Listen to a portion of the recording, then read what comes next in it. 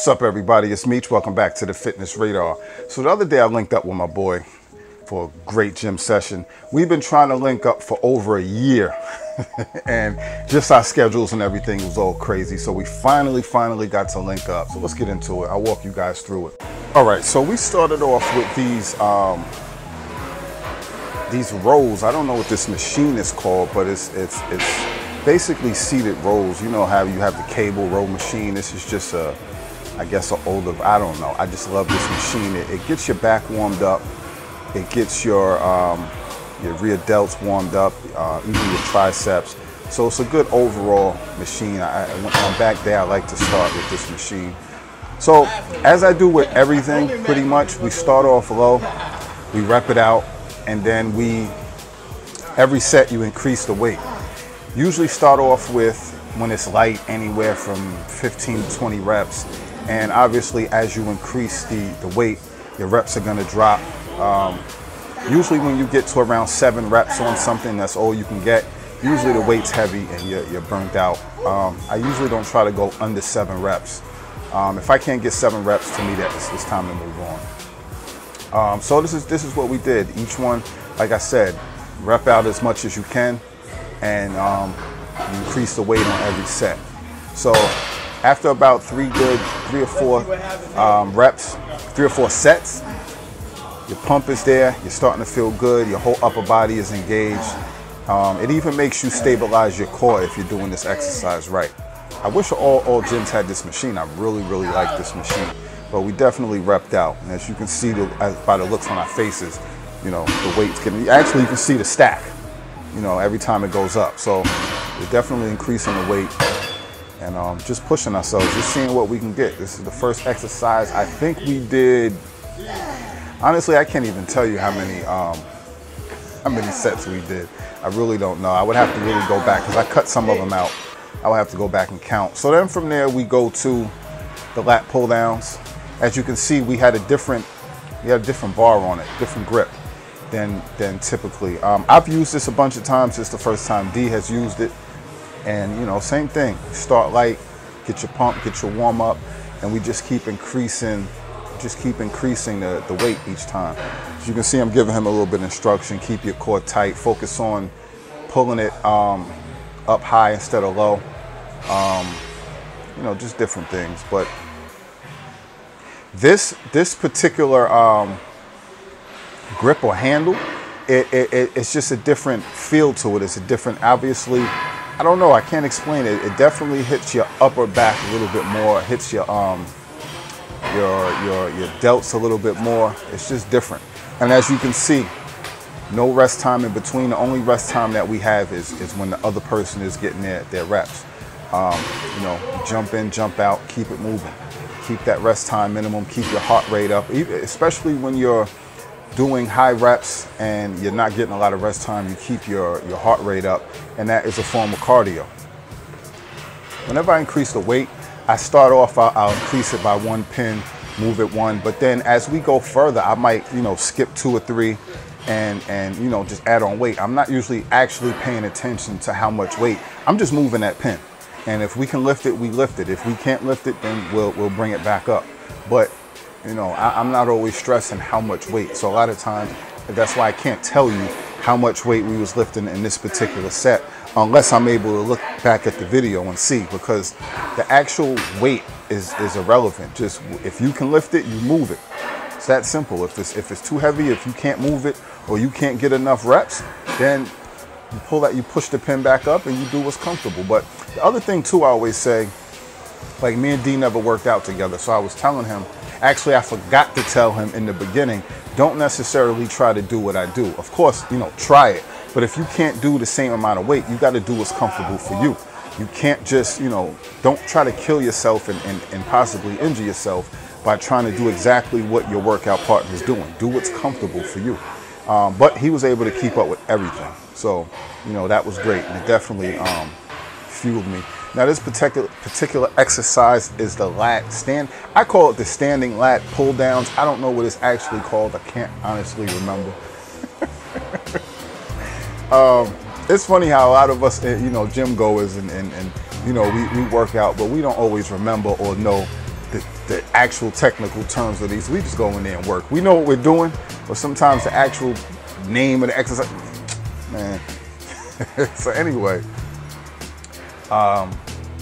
same thing being that we was using this particular handle. You know, we switch up the grips. I like to go inside for one set, then the next set go outside. This is the first time D has actually did this exercise, if I'm not correct.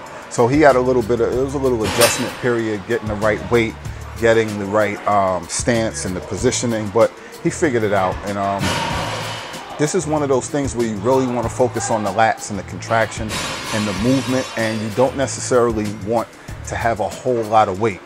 So, you know, if you can do a whole lot of weight, that's great, but that's not the primary focus. It's more about the motion and the contraction. So once your form is off, once you're struggling a little bit too much, that's letting you know that it's too much weight, you need to lighten it. So this is not one of those ego things where you have to be pushing a ton of weight. Also, when you're switching your hand grips, obviously it's going to be a little bit easier the heavier the weight is when your hand is in the inside grip. If it's on the outside grip, then it's going to be a lot harder. So those are just things you have to be aware of, and you have to adjust the weight accordingly. Also, during this exercise, you have to, if you notice, a lot of times I'll set up in one spot, I'll do a rep or two, then I'll switch my positioning, because it's always, you have to find that proper spot, the standing point. And it's just you're just always making adjustments, you know, based on the weight, based on your positioning. So it's just little key things to make that makes a difference on you. First of all, trying to do the exercise, and also trying to get the proper contraction. Because again, if you're just focusing on moving up, see, in this particular situation, it was too much weight. There's no sense in trying to do too much. We lowered the weight. It would still seem to be a little too much. As you can see, his form is way off. So stop, let's switch the weight again. You know what I'm saying? It's not about ego, it's not about trying to hurt yourself. It's about getting the proper exercise. Don't go in there with an ego. Even when you're trying to compete, when you're working out with somebody, you're always subconsciously trying to compete, but don't do anything that's going to injure yourself or stop you from doing the exercise properly. Because at the end of the day, you're trying to focus on that particular muscle. If you're not doing the exercise right, if your form isn't right, not only are you opening up yourself for injury, but you're not hitting the muscle properly, so the muscle's not going to grow. So just little things to think about. Now the other thing with this is we didn't have anything set, we didn't have anything planned, so we was just freestyling this entire workout session. So this is the hammer press machine. This is you know, pull down, lat pull downs. This more simulates the like if you're doing, to me anyway, this is more simulates as if you're doing a behind the shoulder press, which I love to do those. So to me, this is just a pull down of that variation of the exercise. We started with two.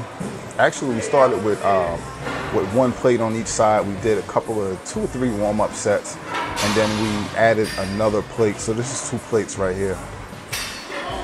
Now, one thing I like to do with a lot of exercises, especially on the hammer strength machines, I like to do isolations. So usually I'll do a few sets of, you know, 2 hands, then I'll switch to 1 hand and just isolate it. And you'll find that when you, especially on these hammer strength machines, you'll find it's easier and you're a little bit stronger when you're just isolating that one side at a time.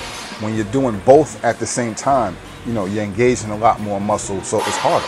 So I always just like to switch it up and throw both in, because you do get a different feel and a different contraction, and you can move the weight a little bit better. So always, you know, just experiment with the two. Do the single-handed rows, and then do the double-handed rows, and just see how they work for you. And again, always remember, when you're doing these exercises, it's not always so much about the weight, trying to move a whole ton of weight. It's about hitting the muscle properly, contracting the muscle, getting the blood into the muscle, and getting a good pump into that muscle, activating that particular muscle that you're working on. It's not always about, you know, trying to ego lift and I gotta throw 5 plates on there and look super strong. It's not about all that. Some people have an issue with that, because when they're in the gym, they're thinking everybody's watching. I gotta look strong. I gotta look this. This person's doing all this weight, and I'm over here pushing baby weight. It's not about that.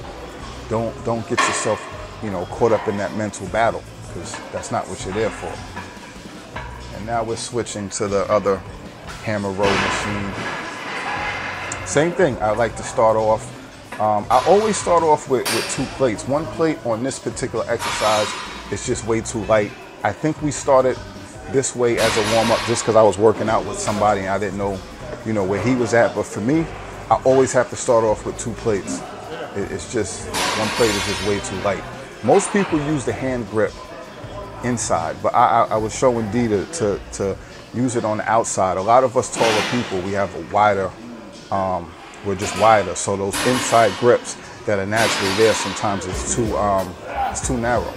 And the more weight you're using, it makes it harder to move that weight. So I always just grab it by the bars, and I'm showing him that, and I'm also telling him, you know, to do the singles and see how it feels. And like I said, I always switch it up. I do 2 hands, then I go to the singles. And but on these hammer strength machines, on this particular one, I definitely almost always, just grab the bar and just pull the whole thing. And for me, it just hits my lats a little bit better. Also, when I'm doing lighter weights, I do use the inside grip more because you do get more of the inner back. But you know, overall, this just works for me a lot better. Good. And it's funny because I always see people watching me do this, and then I'll go into the gym the next day and see them doing the same thing, when I don't normally see people, those same people doing it. So people watch and they try it and they experiment, which is all good. But I definitely see a lot of people watching me and then copying the same technique. Third exercise, we went to the shrugs. We're doing some shrugs. We kept it fairly light on these. Also just did a whole bunch of reps.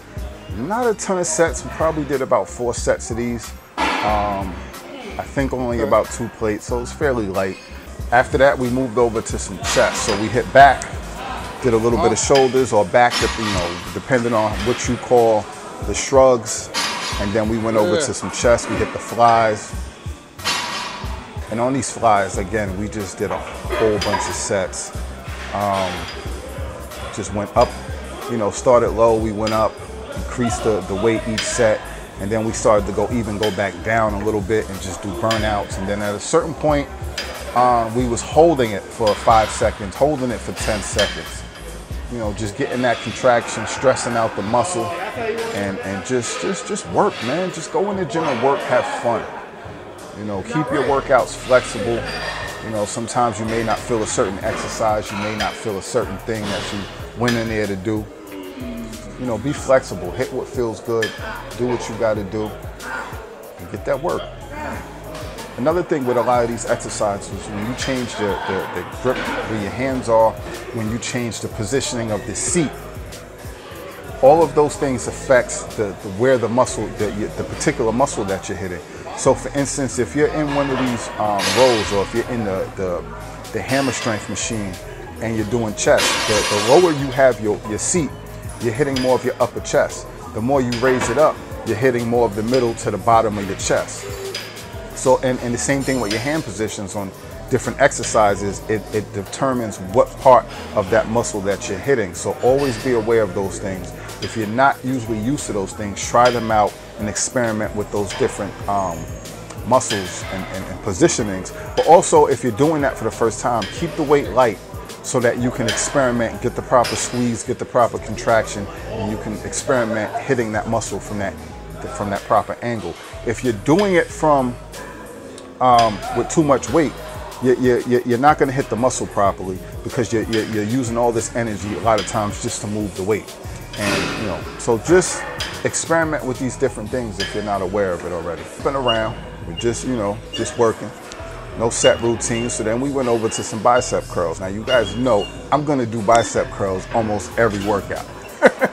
At some point I'm going to find a way to squeeze those in if it's not arm day. But like I said, we was just jumping around. So we go to this one. There's different machines in this gym, and I like this particular one because it's not the pin loaded machine.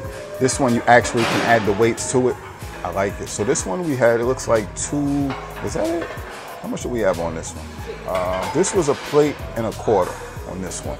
One thing you'll also notice if you use these different machines for biceps, you'll notice the pin-loaded machines are usually a lot easier than the weight machines, with the ones with the plates on it. So you have to make that adjustment, and you know, sometimes your ego will have you thinking, wait, what's wrong? I prefer these particular ones where you add the weight on it with the plates, because like I said, they're always heavier.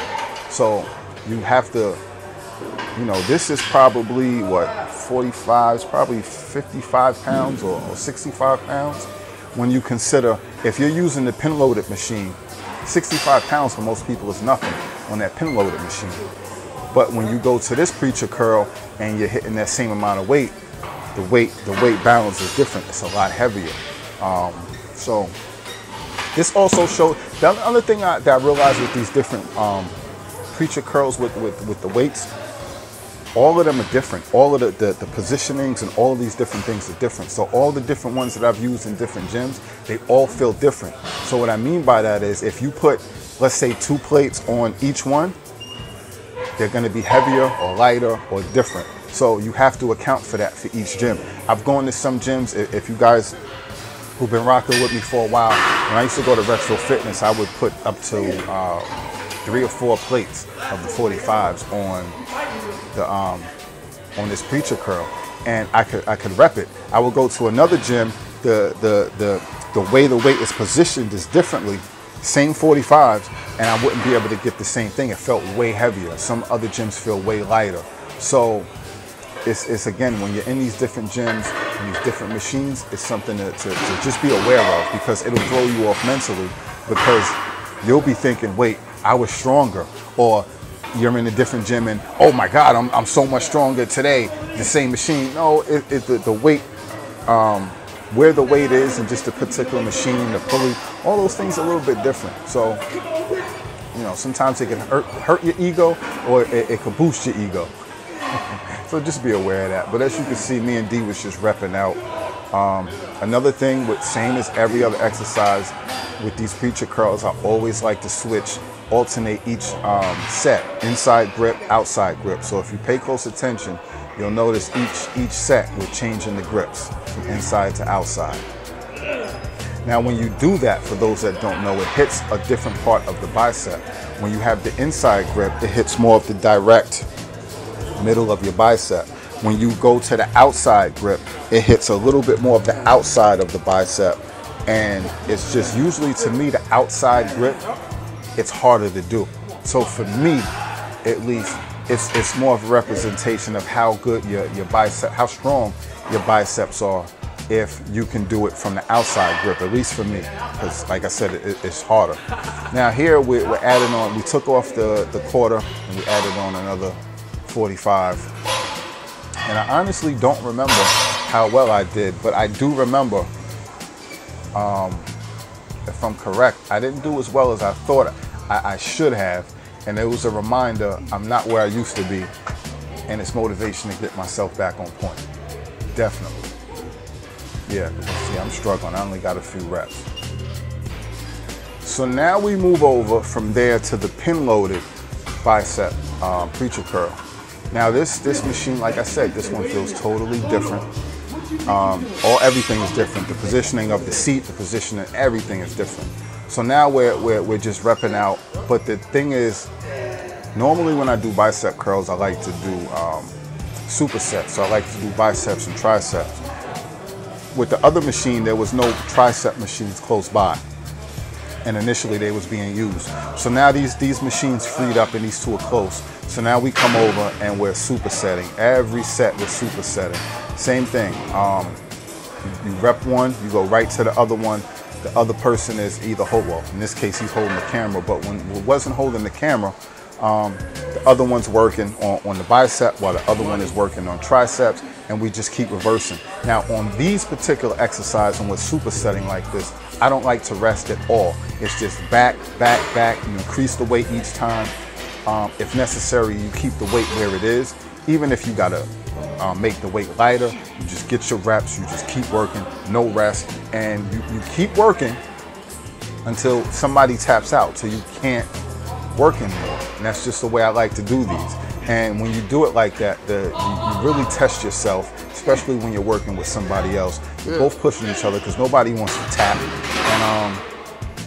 And the pump is incredible because you're working both parts of your arm. So by the time you're finished with this, your arms are going to be incredibly tight, incredibly swollen, and it's just a great feeling. It's just the way I like to work my arm. As you can see the look on his face. It's work. It is not a game. So we did a bunch of those. You know, obviously we didn't record all of those. So after that, we moved on. Now at this point, I saw this fat bar, as I call it. I don't know what it's called. And right here, we're just playing around, just seeing, you know, we're just whatever at this point. So I never seen the bar. I've seen it before, but I've never used it. And it was abnormally thick, so I didn't even know how much it weighed. So I was like, you know, let me just play around with it. So I'm doing some, and this is actually the second or third set. I didn't record at first. So we was just doing, you know, over the head press, behind the head press, upright rows. I was doing some bicep curls with it. So all this was just extra. And we actually concluded the workout after this. We did a few rounds. And D actually told me this was the first time, I don't know if this is the first time he ever did upright rows, but I know he definitely said this was the first time him doing behind the head press, and I think front military press. So it was definitely something new to him, you know, and realistically I felt like with this weight he should have lightened it for the first time. And I was a little bit nervous that he might drop it, but you know, he said, no, I'm going to do it. I got it. And, you know, he did his thing. So I got to definitely salute him. So this, like I said, after this, we pretty much wrapped it up.